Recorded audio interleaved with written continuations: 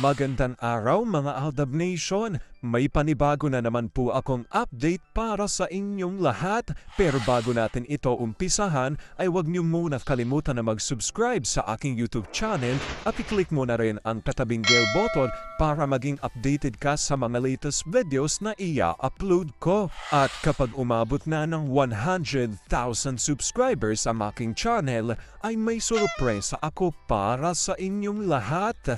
Alam kong excited na kayo, kaya naman ngayon, umpisahan na natin ang ating kwentuhan. Ang pag-uusapan natin ngayong araw na ito kung saan buti na lang raw pala at binakura na agad ni Alden si Meng. Dahil kung hindi agad na itali sa isa't isa ang Maychard, ito raw pala ang plano ng management nila. Alden did the right move. Napakagaling talaga ng ginawa mo, Alden. Gaano ito katotoo at may sapat nga bang ebidensya ang makakapagpatunay rito? Well, yun ang ating aalamin at pag-uusapan ngayong araw na ito. Alam kong super excited na kayong malaman yan, pero bago ho yan, ay bibitinin ko muna kayo ng kaunting-kaunti lamang kung saan magbasa muna tayo ng mga nakakatuwang posts ni My Name is Theo01 sa Twitter. Kaya naman wag na natin patagalin pat sabi niya sa kanyang tweet, nagpapakahirap pa yung ibang mister kung paano magkaayos agad sila ni Mrs. pagkatapos ng tampuhan. Kay A kasi basic lang. Pag panay-irap sa kanya ni M, kino-corner niya agad. Dapat ginagantihan ng sarap ang irap. Pag ganyan na ay di tapos na ang tampuhan. May epal na naman na nakikibasa ang panay reklamo. Yung habang busy si Mr. sa phone na dahil may kausap sa ibang linya, tapos panay sampa naman sa likod si Mrs. Naglalambitin sabay kagat-kagat sa tenga. Habang nakikiliti naman si Mr. at di na alam ang sinasabi sa kausap. Pag inatake ng pagiging isip bata ang misis, walang magawa si Mr. kundi magrambulan na lang sila. Pagdaan ni A, sinapak ni Baby Cute ang puwet ni A. Bad, ba't si Mimi lagi kanya sapak? Pagdadaan ka sa harap niya, pero di mo naman sinasabihan na bad. May ibig sabihin kasi ang Mimi mo pag ginaganon ako. Ano po? Ano daw, ma? Palo kasi nagbadbad si Daddy Nak. Ano pa, ma? Sorry na. Ikaw sa kanya, B. Sorry, Dad. Alam kong tuwan-tuwa ako sa ating binasa. Pero ngayon ay pag-uusapan na natin ang ating main topic. Oops! Wait lang, saglit lang to. May ipapaalala lang ako para sa mga bago pa lang sa aking channel. Huwag niyong kalimutan na mag-subscribe sa aking YouTube channel at i-click nyo na rin ang notification bell para lagi kayong updated sa mga latest videos na i-upload ko at para maging parte na rin kayo ng aking Fanatics channel family. Well, alam kong super excited na kayo sa ating kwentuhan, kaya naman dumako na tayo sa ating main topic. Gaano nga ba katotoo? Nabuti na lang nga raw ay binakura na agad ni Alden si Meng. Dahil kung hindi, agad ito natali sa isa't isa ang Maychard, ito raw pala ang plano ng management nila. Alden did the right move. Napakagaling talaga ng ginawa ni Alden. Gano'n ito katotoo at may sapat nga bang ebidensya makakapagpatunay rito? Well, yan ang ating aalamin at pag-uusapan ngayong araw na ito. Alam kong super excited na kayong malaman niyan kaya naman wag na natin patagalin pa. Unang-una na nga dyan, galing sa tweet ni Vampire 2019 at ayon sa kanya, sa totoo, mahal ko talaga si Meng. Mabait na tao. Nawalan lang siya ng boses pagdating sa family niya. Hindi niya mapagsabihan ng mga ito kasi kinokontrol sila ng showbiz mafia, unlike Alden. Sagot ni Sonia Buenaobra at Bel Bulagriz. Natawa naman ako doon sa mansanas. Obvious na gusto nilang sirain, pagtawanan ang isang MMF sa ginawa ng X-Network gamitin pangrampa ng one fake na main. Yun ang akala nila ang masisira nila. Mas silang pinagtawanan dahil alam ng lahat ng artista kuno nila na fake yun.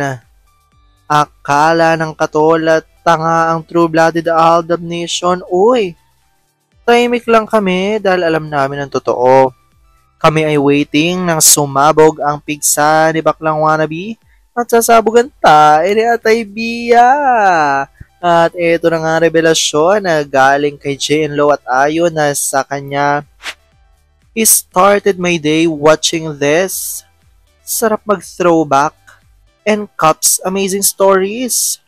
One of the segments featured here was the best proof how versatile M is. A natural comedian, hindi pilit, and most of all, gaano karot si A kay M." At reaksyon ni May Infante, "Real talk. Bago dumating si Meng sa EB, host na si Alden. But never naging ganyan ka-enthusiastic ang audience pag lumalabas siya. Nang nandyan na si Meng na Aldab, see how the gallery is excited to see them together. Hindi dapat makalimutan ni Alden. Anay Natix, lalo Ace Network yan." At ito nga ang reaksyon dyan ni na JNLo at Larry at ayon sa kanila, "Versatile and multi-talented, wasted ng Eat Bulaga at AAA ni Mike Toviera. Minsan, naisip ko, if Alden did the right thing, napakasalan at bumuo ng pamilya na maaga with Maine, mas na-exploit siya ng ZGOC. Alda pa rin. Pinakuran pa ni A agad-agad, but nagawa pa rin ng mga sarswilistas kay M yon to think na phenomenal si M. Paano na yung mga beat players begging for a role? Yung mga extra na sa showbiz lang umaasa. Kung si M na-exploit nila ng ganyan, can't imagine what those beat players go through. Yung mga babae ay binubugaw sa mga exec, DOM at lesbians. Yung mga lalaki sa mga rich days and cogars. Kung hindi nagpauto ang mga Mendoza at nagpasikil si Alden sa kontrata, hindi lalala ng ganyan ang Sarsuela. Ayan nga ho ang revelasyon ng ilan dito sa mga Aldab Nation. Actually, sa ngayon ho, marami talagang iba't ibang mga kumakalat na mga kwento patungkol sa di umano'y Sarsuela nga na nangyayari kina Alden. Ngunit ang isa daw sa tila pinagpapasalamat, especially ng mga True-Blooded Aldab Nation, ay ang agad-agad na pagbakod di umano ni Alden kay Mengay at sila nga ay agad ding di umano'y nagpatali at nagpakasal sa isa't isa. Dahil nga raw ayon sa mga True-Blooded Aldab Nation, kung hindi ito ginawa ni Alden at kung hindi natali sa isa't isa ang dalawa, lalong mas malala pa nga raw ang mangyayari o ang mga plano ng mga Sarsuelistas. Sa ngayon nga lang, talagang grabe nga raw ang ginagawa ng mga Sarsuelistas dito kina Alden at Meng.